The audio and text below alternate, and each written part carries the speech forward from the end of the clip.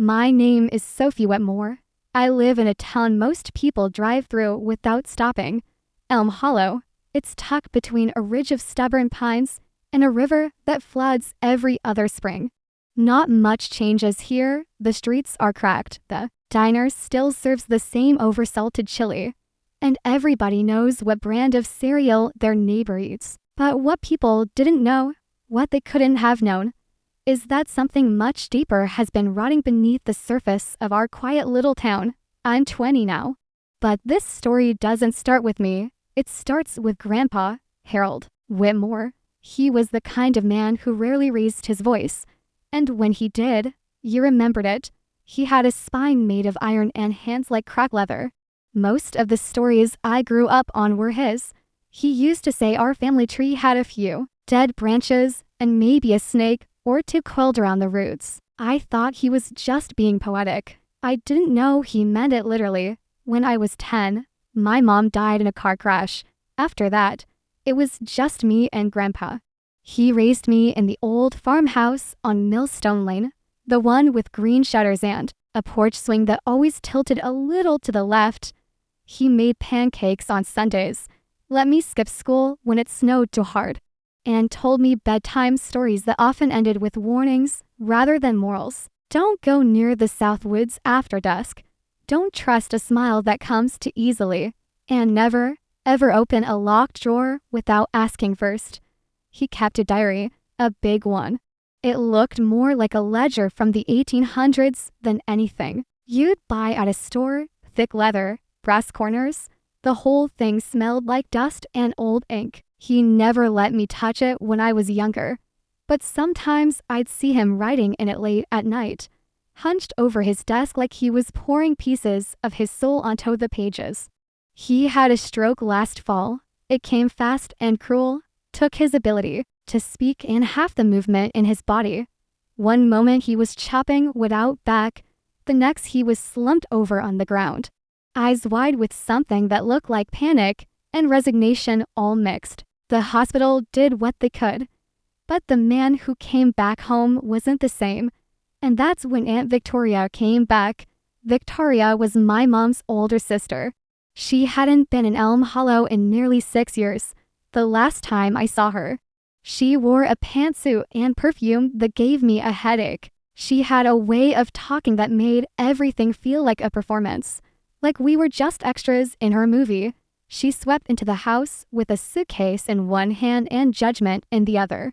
Said she came to help. What she really meant was that she came to claim what she thought was hers. She started rearranging everything, moved Grandpa's recliner, threw out half the pantry, and told me I needed to start thinking about college or trade school or maybe just moving on. One afternoon, I caught her rifling through Grandpa's study. She gave me some excuse about organizing paperwork. I didn't buy it. Then one morning, I came home from my shift at the diner and smelled smoke, the kind that didn't come from burning leaves or a fireplace. I followed it out back and saw her standing near the fire pit, arms folded, watching something burn. It wasn't hard to figure out what it was, the diary. She tossed it in like it was nothing more than garbage, like the stories, secrets, and warnings meant nothing. I screamed. I tried to pull pieces out, but it was too late. The flames had done their job. She told me it was just clutter, that he wouldn't have wanted us clinging to the past. It was time to let go. But what she didn't know, what no one knew, was that I had already scanned the entire thing, every page, every smudge of ink, every postscript. I did it the week before his stroke. Something about the way he looked at me that day made me think I might need to dot so when she thought she'd erase the past. I was the only one who knew she failed. And it turned out, Grandpa's diary wasn't just full of ramblings. It had contracts, maps, proof that the land she thought belonged to her didn't. The mineral rights she planned to sell were never hers. Grandpa had written everything down, documented every deal, and signed every page. When he passed away 2 months later, she showed up to the will reading in a black dress and fake tears, sat there like a queen waiting to be crowned. But when Halpern pulled out a flash drive and loaded the scanned diary onto his laptop, Her face went pale. The documents confirmed it. Everything. The land, the mineral rights, even an addendum Grandpa wrote 2 years prior that transferred everything to me. The legal trail was airtight. She stood up without a word and walked out. No speech, no anger, just silence. But it wasn't over. A week later, someone broke into the house. They didn't steal the TV or jewelry. They went straight for Grandpa's study, tore through drawers, ripped out floorboards. They were looking for something they thought might still be hidden. I called the sheriff, but they couldn't do much. I knew in my gut it had to be her or someone she hired. She couldn't sue without making things worse for herself, so she tried to steal what she couldn't burn. But it wasn't just about the land. As I started rereading the scanned pages, something else began to surface. Mentions of a place called Salt Hollow, a map Grandpa had drawn with symbols I didn't recognize. Notes about people who came to town and vanished.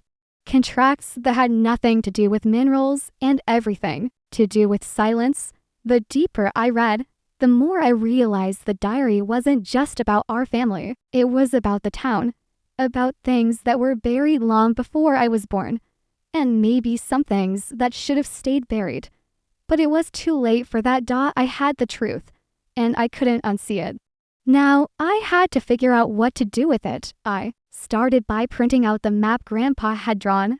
It was rough, but I could tell he had taken his time with it. There were thick black lines marking the edges of the property, tiny red circles in specific locations, and one large X labeled Salt Hollow. That was the name that chilled me most. It wasn't on any modern maps. I searched the county archives online and came up empty. But something about the way Grandpa wrote it, pressed his pen down harder, told me it mattered.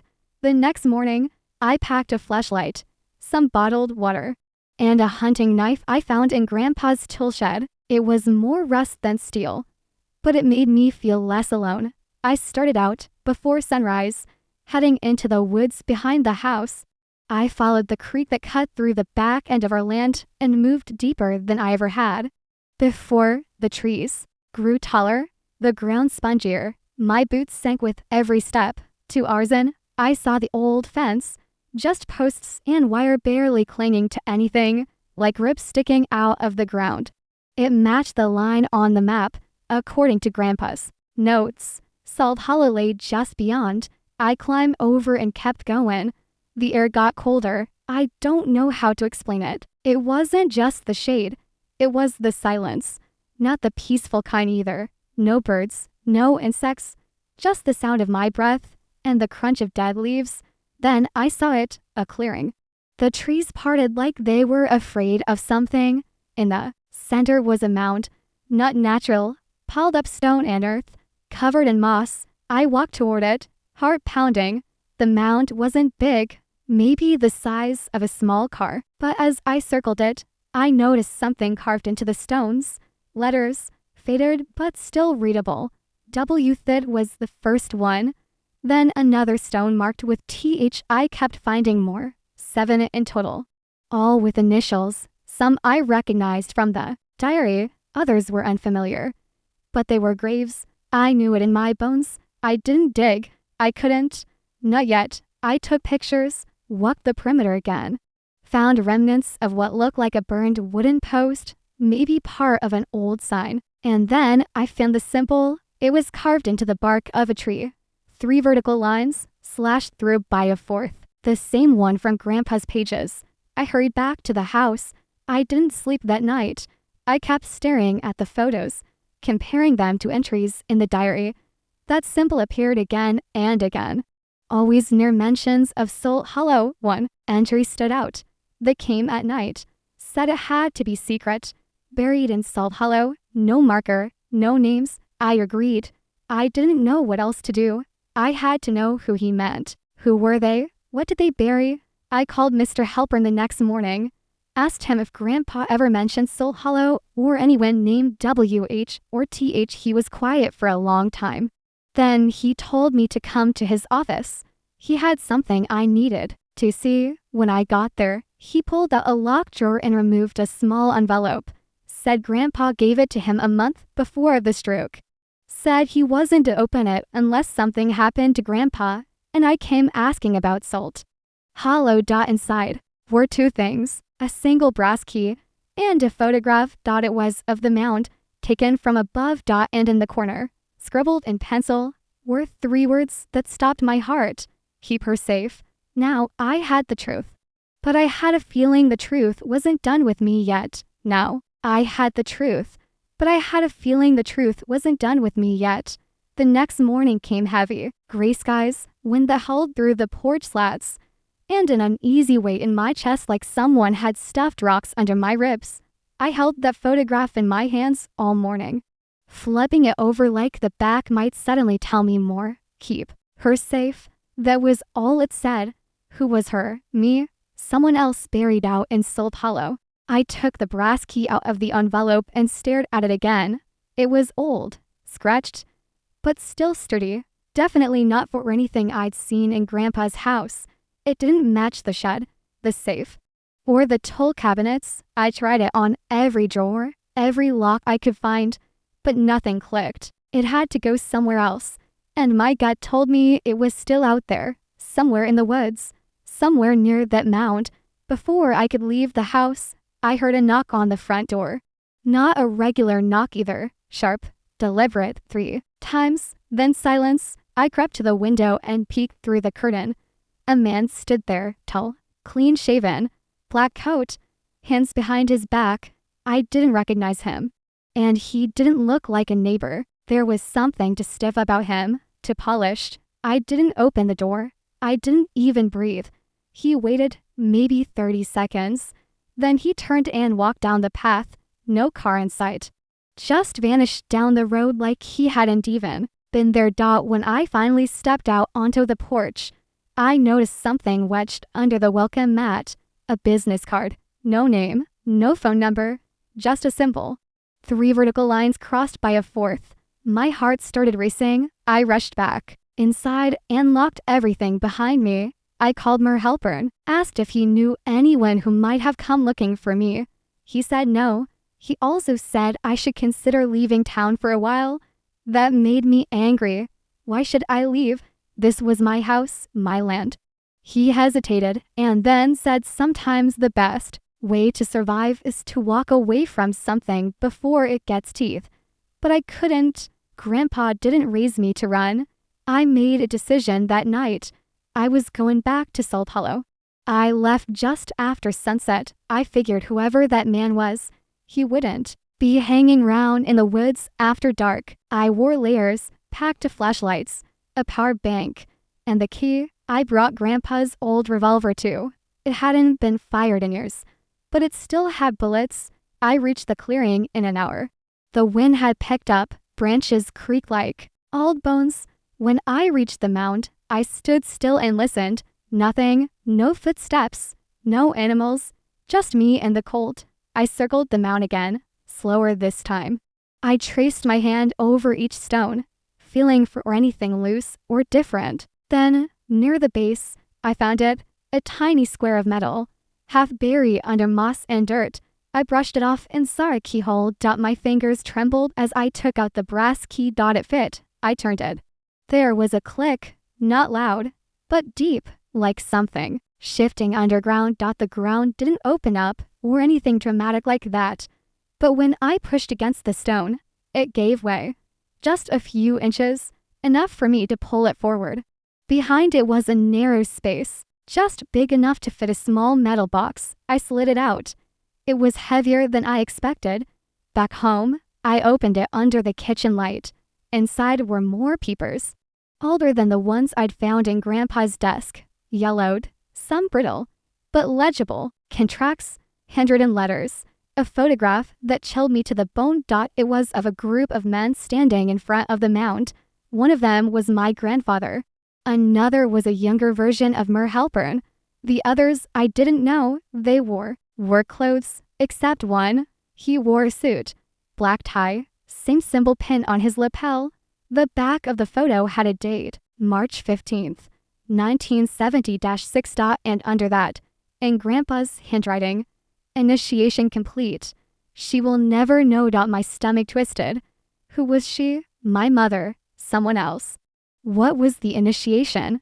The letters gave me some clues. They were correspondence between my grandfather and someone signed only as are. They discuss shipments, containment, visitors.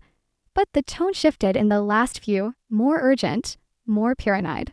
He talked about something breaking through, about someone leaving, about covering trucks. And then the final letter. They're asking questions. Even she suspects. I'll do what I can to mislead them. But Salt Hollow can't hold much longer. I sat at the table for hours, trying to make sense of it all. What had Grandpa done? What were they hiding out there? And who was this she they kept mentioning? Then I thought about the graves. 7 stones. And I remembered a part of the diary I hadn't paid attention to before. A list of names, no dates, no explanations, just names. All written in the same shaky script. Thomas Henley Margaret Valabanido, Carrerica Malidale Norn Frederick Boone Whitney Harlow Whitney. The same initials. WH. I grabbed my laptop and searched the town records. Most of them had missing persons reports filed in the 70s. Some were children. One was a woman in her 20s. All vanished near the same stretch of woods. It wasn't just a burial site. It was a prison. And something had gone wrong. I didn't sleep that night. I kept hearing whispers I knew weren't real, tapping on the windows that made no sense, and dreams of walking into the woods and never finding my way back out. The next morning, I found the back gate open, the one that leads to the trail behind the shed. I always kept it latched. There were footprints in the dirt, not mine. Whoever they were, they had been watching, and I was starting to think they were waiting for me to find something specific, or maybe they were just waiting for me to stop digging. But I couldn't. Not now. Whatever Grandpa had tried to keep buried was pushing its way to the surface, and I was going to find out why. Even if it meant stepping into the dark with both eyes wide open. Even if it meant stepping into the dark with both eyes wide open. The next few days blurred together. I barely left the house. I double-checked every lock, kept the curtains closed, and slept with the revolver on my nightstand. That photo of Grandpa standing next to the others haunted me. There was something off about the way they all looked at the camera, not scared, but solemn, like they had all agreed to something terrible and knew it couldn't be undone. I kept reading the letters. There was one, near the bottom of the stack, that changed everything. They'll come for her if they think she remembers. That's the risk, the burden we choose. But if she forgets, if she stays away from Salt Hollow, maybe it ends with us. It wasn't addressed to anyone, no date, but it was written in Grandpa's hand, and I knew then, without any doubt, that the she in all those letters was my mother. I had to know what she knew. There were 2 people left in town who might have answers. Mrs. Kramer, who taught high school history and who knew every family tree in Elm Hollow back to the Civil War, and Ben Harlow. I hadn't seen Ben since I was a little girl. He used to come by the house when I was small, help Grandpa with odd jobs, then vanish for months at a time. I remembered him giving me a candy bar once and warning me not to trust anyone wearing a uniform. That didn't belong to this town. I visited Mrs. Kramer first. Her house was exactly the way I remembered it, except the ivy had gotten thicker and the porch creaked like it was trying to confess something. She answered the door in slippers and a sweater that looked older than me. When I said my name, her face went pale. "You look just like her," she said. "Just like Elaine." I asked if she had time to talk. She invited me in, led me to the same floral couch I used to jump on as a kid, and poured me tea like we were at a garden party. Then I told her what I'd found. Salt Hollow, the graves, the key, the letters. She didn't flinch, but she didn't speak right away either. Just stared at the wall, like she was calculating how much of the past she was willing to relive. "Your mother knew something," she finally said. "I don't know what exactly, but I know it scared her. There was a night, years before you were born. She came here in the rain, shaking. She said she saw something in the woods, something she wasn't supposed to see. I asked if she mentioned Salt Hollow. She nodded slowly, said the name was cursed, said if she ever had a child, she'd never let them near it. Then she left, moved into that little house by the river. She stopped coming to church, stopped talking to people. Your grandfather told everyone it was grief, but I think it was fear. I left feeling like I touched a wire that still carried power. I needed to see Ben next. I drove out to the old service road near the quarry, the one that used to lead to the mill before it shut down. His trailer was still there, half sunken into the weeds, rust crawling up the sides like vines. I knocked twice, then once more. Ben opened the door slow. He looked older, thinner, like life had been scraped off him layer by layer. But he recognized me. Sophie, he said, I was wondering when you'd come. He didn't ask why I was there, just stepped aside and let me in. His living room was a mess. Stacks of newspapers, empty cans, mups pinned to the wall with strings connecting places I didn't recognize. He poured 2 cups of instant coffee and sat across from me without saying a word. I laid the photo on a table. He stared at it a long time, then he nodded. That was the night we buried the wrong thing, he said. I didn't breathe. You want the story, he said. You better sit still, because it doesn't get prettier the deeper it goes. He told me everything. How in 76, a group of men formed something they called the Covenant, a kind of secret council, not elected, not public. They made decisions about the town, big decisions about what to keep, what to erase. They used Salt Hollow as their dumping ground, not for garbage, for history, stories, people. The first to disappear was a man named Jonas Krull. He was a geologist, came into town asking too many questions about mineral deposits near the South Woods. Next was a girl who went missing after prom. No one looked too hard. Her family had moved away. No one left to ask. Ben said he tried to back out, said Grandpa. Told him it was too late. We were into deep. Ben whispered, we buried them. Not just the people, the truth. We covered it with good intentions and called it safety. But some things don't stay buried. He handed me a folder. Inside were copies of documents, photos of the original 7, the missing, notes written in code. But he also gave me a name, Reverend Milton Avery. He was the one in the suit, the one with the symbol. He left town after the last burial, but landed in Arizona. But his name still showed up on deeds here, including one that bordered our property. Ben told me to be careful, said the Covenant wasn't dead, just quiet. When I got home, the front door was open. I had locked it. I was sure of it. Nothing looked touched, nothing stolen. But the map was gone, the one Grandpa drew, and the copy of the photo. Everything else was untouched. They wanted me to know they'd been there. I didn't sleep. I sat in the kitchen with the lights off, staring into the yard, waiting. I wasn't afraid anymore. Not of them. What I feared now was what I might find next stop, because if the Covenant wasn't done with me, then I sure as hell wasn't done with them. Even if the Covenant wasn't done with me, then I sure as hell wasn't done with them. The next morning started quietly to quiet. There were no birds, no wind, no sound except the soft ticking of the clock over the sink. I hadn't moved from my chair all night. I didn't want to sleep. Not when the dark seemed to reach a little deeper every time I closed my eyes. I checked the locks again. They were still secure. But the house didn't feel safe.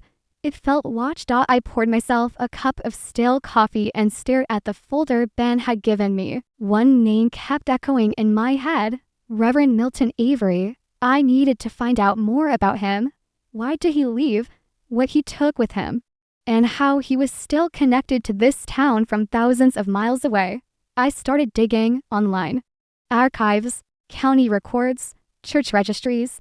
I found his name in a handful of old newspaper clippings, mostly praising his leadership at the Elm Hollow First Assembly. But there was a gap in the late 70s, no announcement, just silence. Then a reappearance in a small town in Arizona with a new congregation and a new charter. Avery Fellowship. The same symbol etched on the sign out front, 3 vertical lines, slashed through by 1.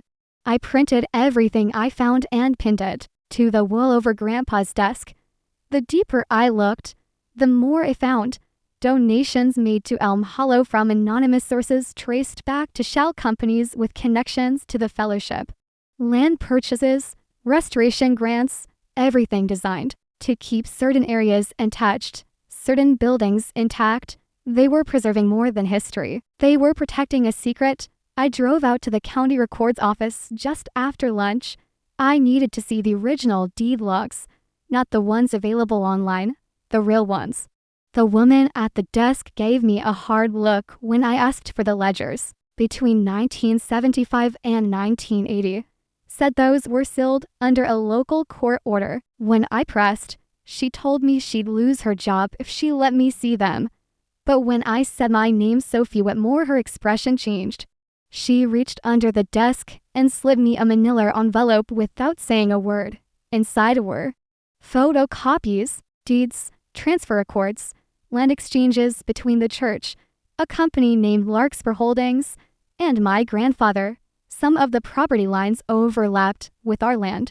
One document in particular had my grandfather's signature, but it was dated years before he'd ever spoken about selling anything. I recognized the notary stamp. It was the same one on a letter Ben had shown me, Milton Avery's wife.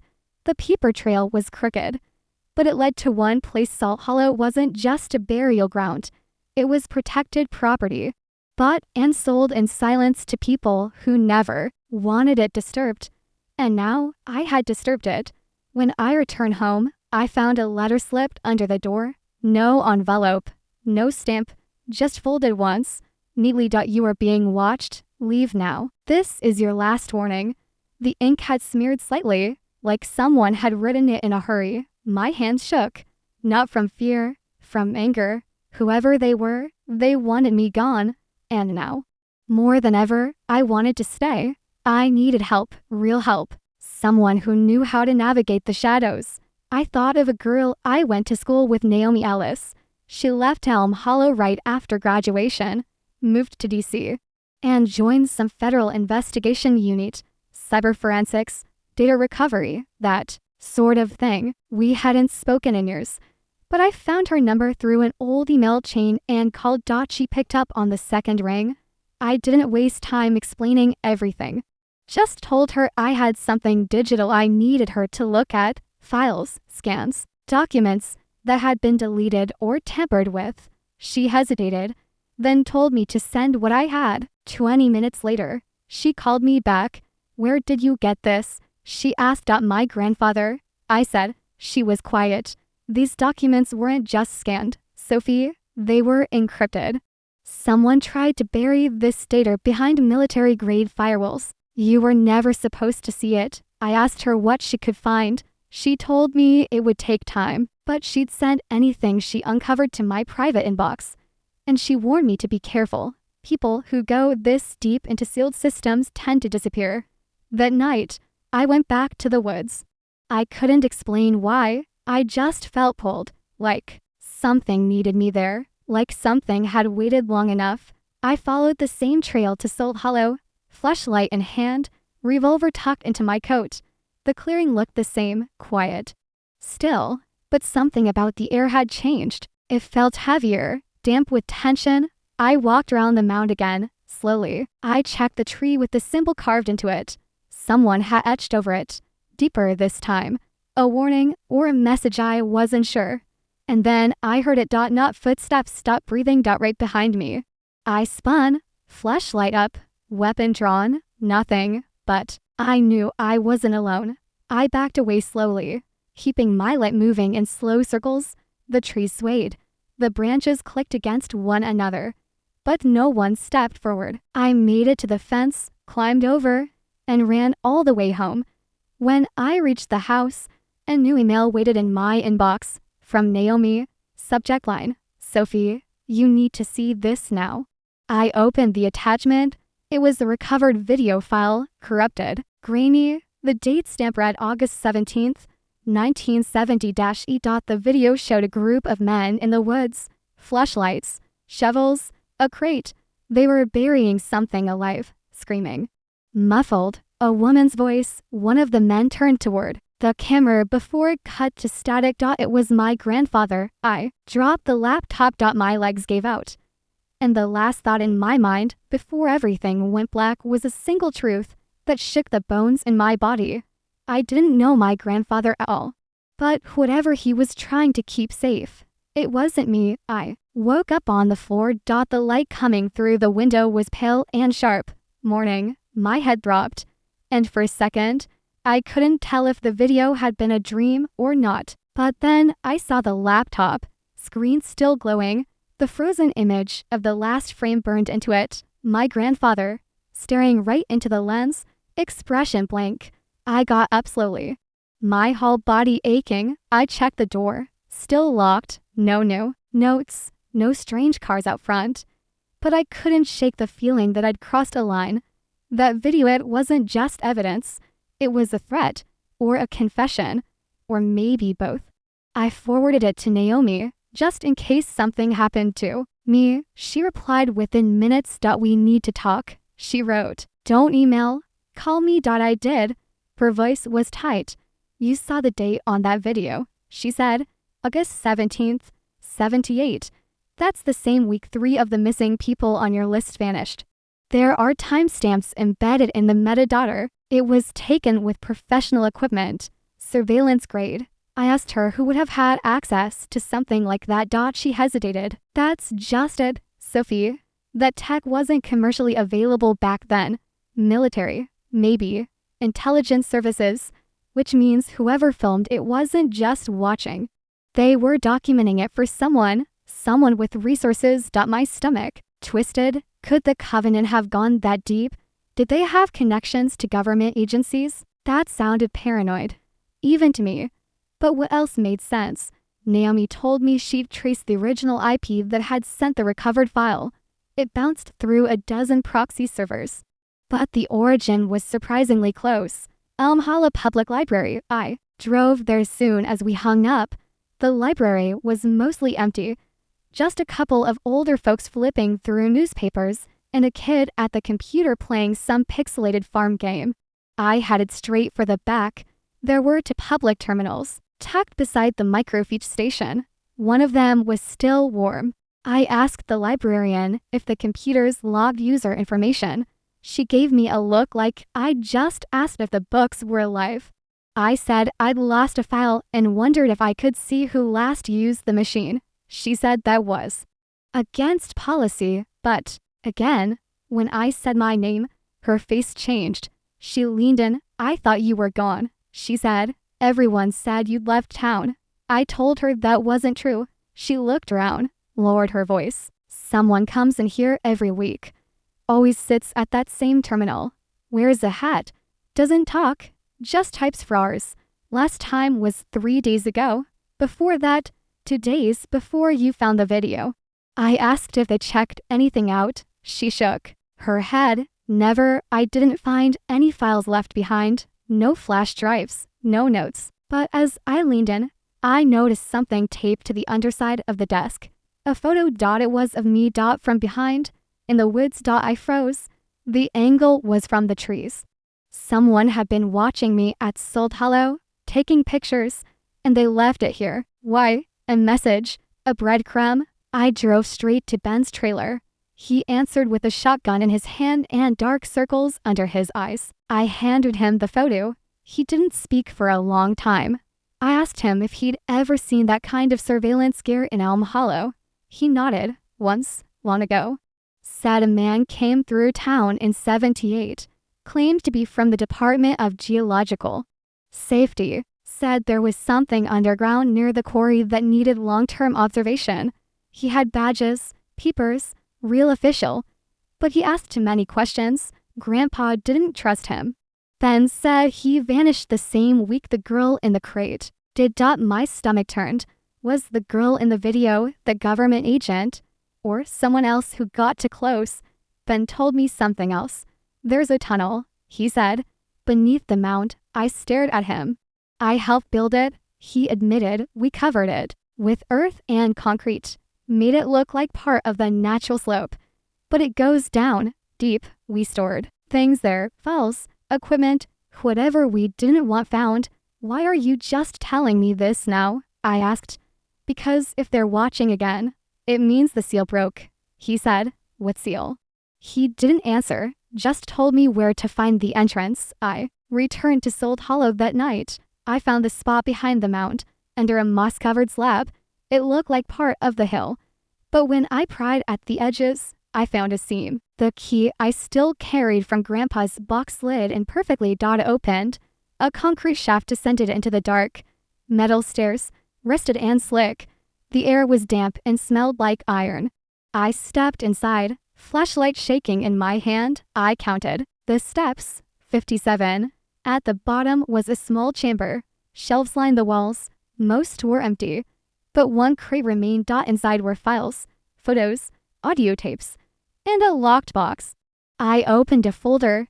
Inside was a birth certificate, Elaine Whitmore. My mother, but the last name wasn't Whitmore. It was Avery. I dropped the file. My grandfather wasn't my grandfather. And suddenly, I understood why he'd left the note to keep her safe.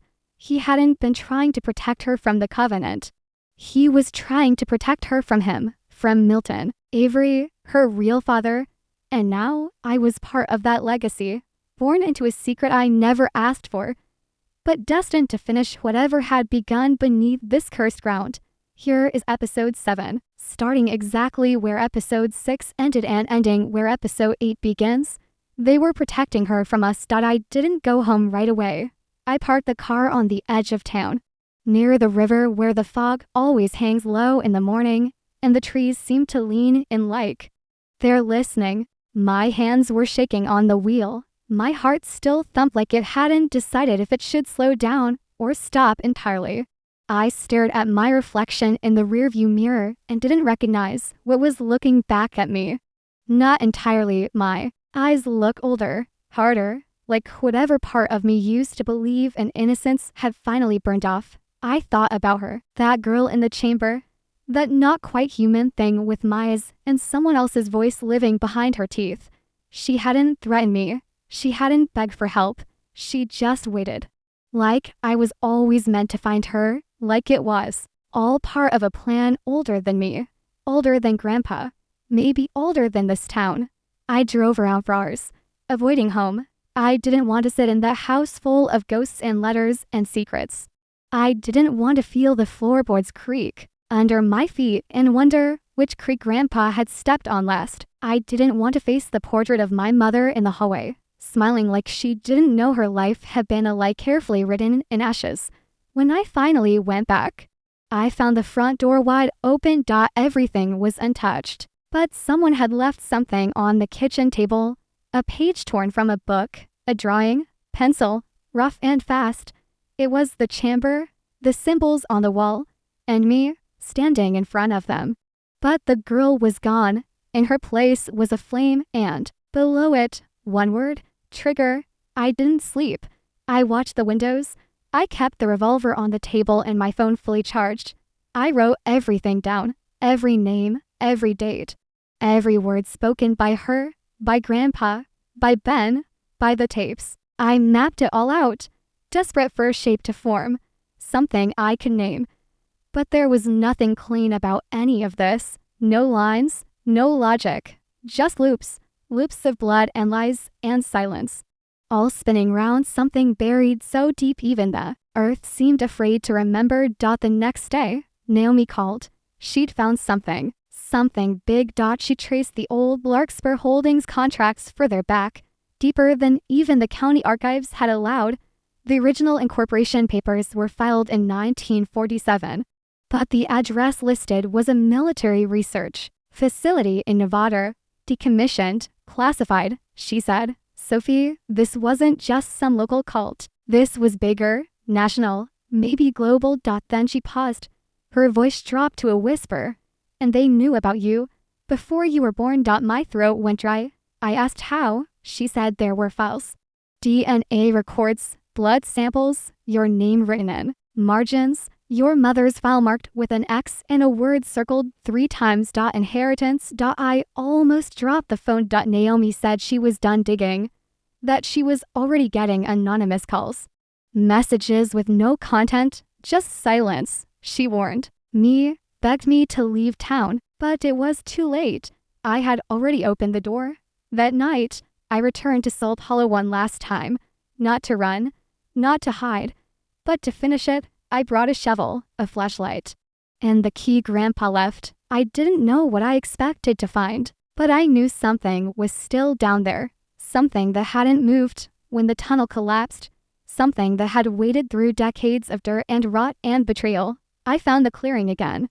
The mound, the trees that never grew quite right. I dug until my arms went numb, until sweat and dirt soaked every inch of my clothes. And when the shovel hit stone, I kept going with my hands. I found it, the humestone. Still whole, still glowing faintly, still humming that low sound I could feel in my ribs and bones and thoughts.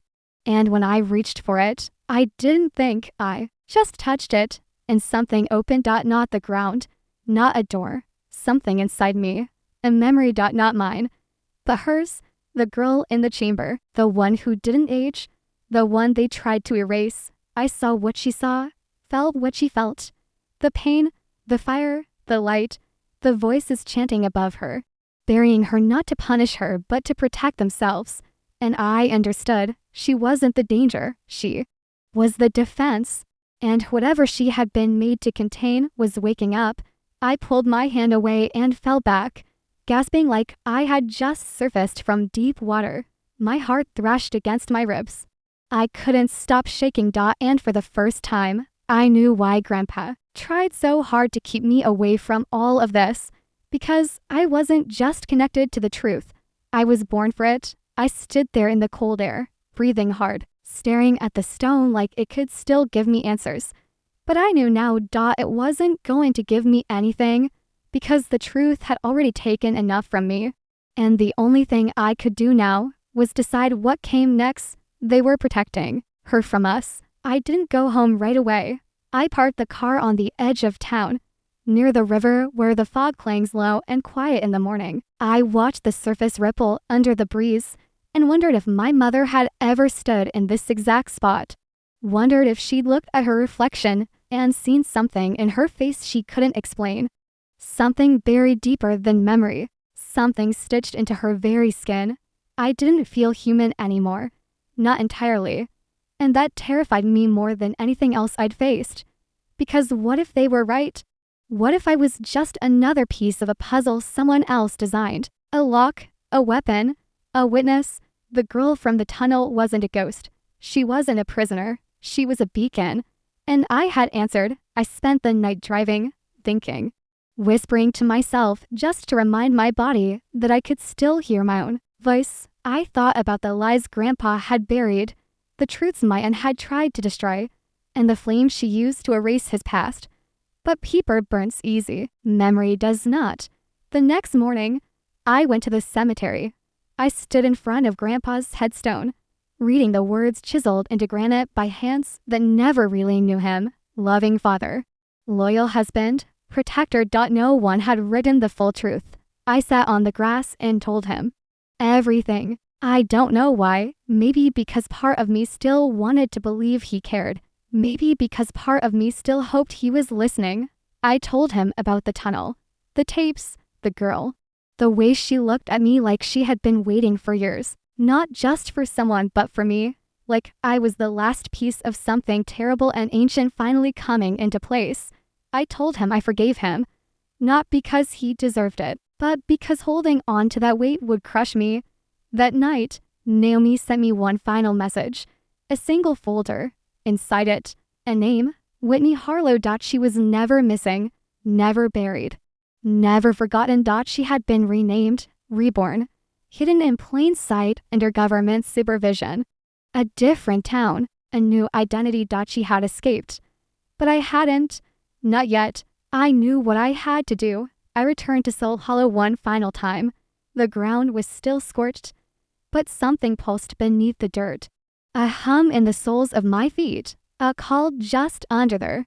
surface, I stood there for hours, staring into the trees, waiting for something to rise. Nothing came, no light, no voice, just me in the wind.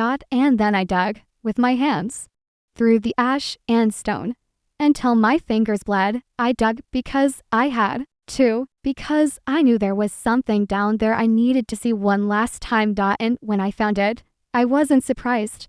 The humestone, whole again, glowing softly like it had been waiting. I didn't touch it, I just stared at it, and I understood something I never could before. This wasn't about stopping what was coming. It was about choosing what to become. I left Elm Hollow that night. I didn't tell anyone. I didn't pack much, just the tapes, the letters, the revolver, the key. I left everything else behind. I drove until the mountains swallowed the sky, until the road turned to dirt, and the trees no longer remembered my name. I started writing this story somewhere no map would claim, not to expose anyone, not to punish them, but to remember. Because remembering is the only weapon I have now. If you're reading this, then someone kept it alive. Someone believed me. Maybe even you. Maybe you'll find your own version of Soul Hollow someday. Maybe your family buried something to dot. But if you do, be ready, because when the truth finally wakes up, it doesn't knock. It opens the door, and it remembers who locked it in the first place.